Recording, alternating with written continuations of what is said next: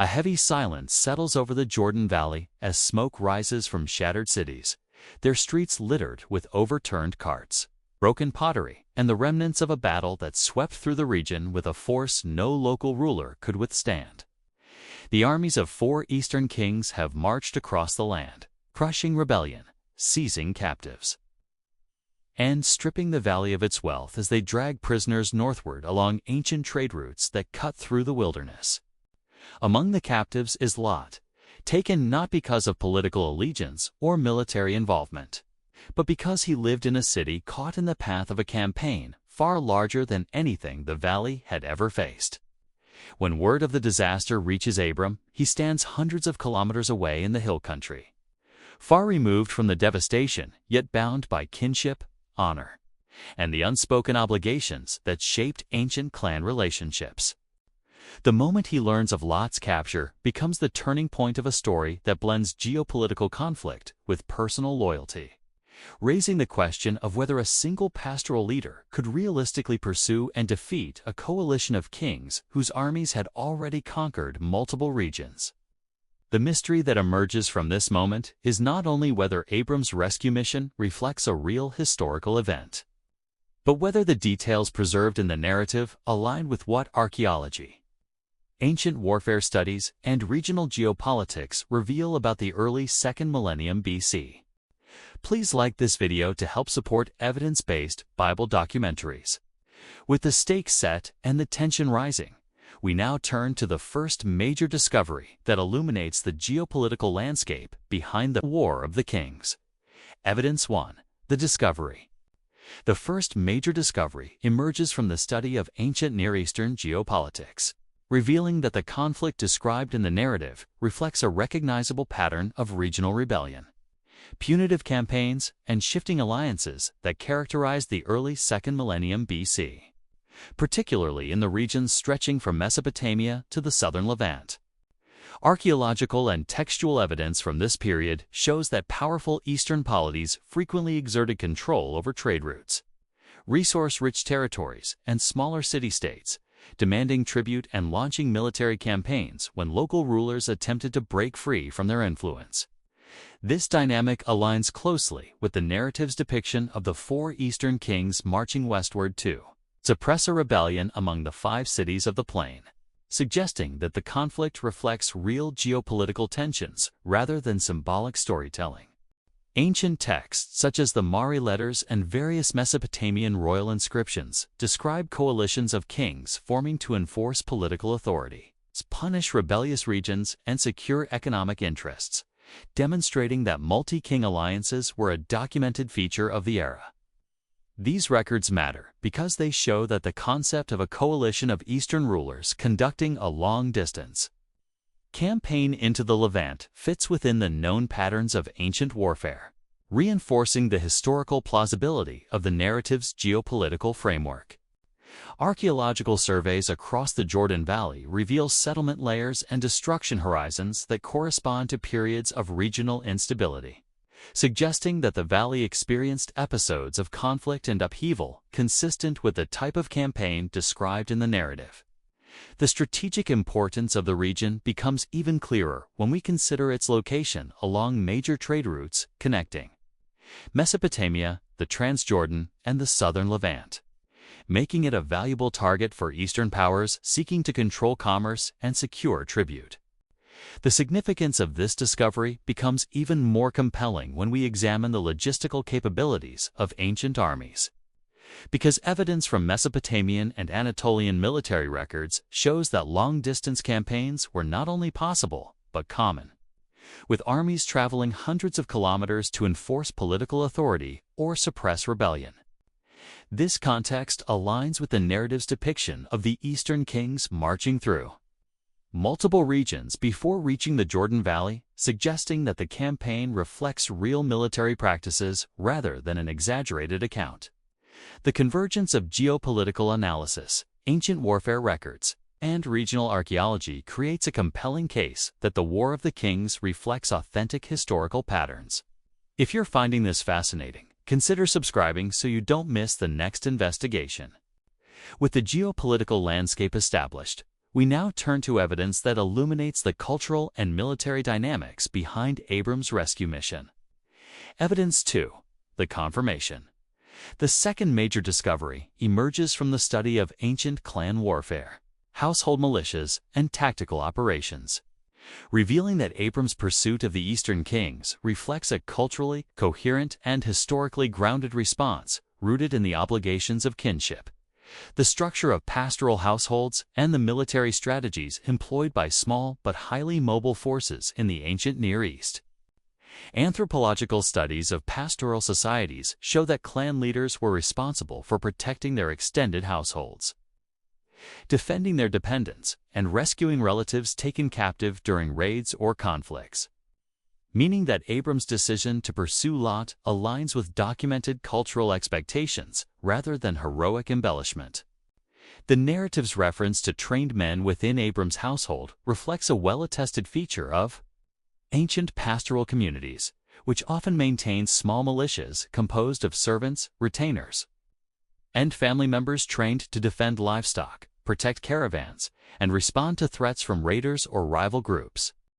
Archaeological and textual evidence from the early 2nd millennium BC reveals that such household militias could be highly effective, especially when operating in small mobile units capable of rapid movement across difficult terrain, which aligns with the narrative's depiction of Abram pursuing the Eastern kings over long distances. The tactical detail of a night attack further strengthens the historical plausibility of the account, because ancient warfare records describe night raids as a common strategy, used by smaller forces to neutralize the advantages of larger armies, disrupt enemy formations, and create confusion that could turn the tide of battle. This tactic appears in multiple ancient texts, including the Mari letters, which describe surprise attacks conducted under the cover of darkness to rescue captives or reclaim stolen goods, demonstrating that the strategy attributed to Abram reflects real military practices. The significance of this discovery becomes even clearer when we consider the logistical challenges faced by the Eastern Coalition, because long-distance campaigns often stretched supply lines, exhausted troops, and created vulnerabilities that smaller, faster forces could exploit, especially during the return journey when armies were burdened with captives and plunder. This context explains how Abram's household militia could realistically defeat a coalition that had already fought multiple battles, suggesting that the rescue mission reflects a historically grounded scenario rather than an improbable victory. The convergence of cultural anthropology, military strategy, and ancient warfare records reveals that Abram's rescue of Lot aligns with the documented practices of the time. Do you have anything to add to the conversation?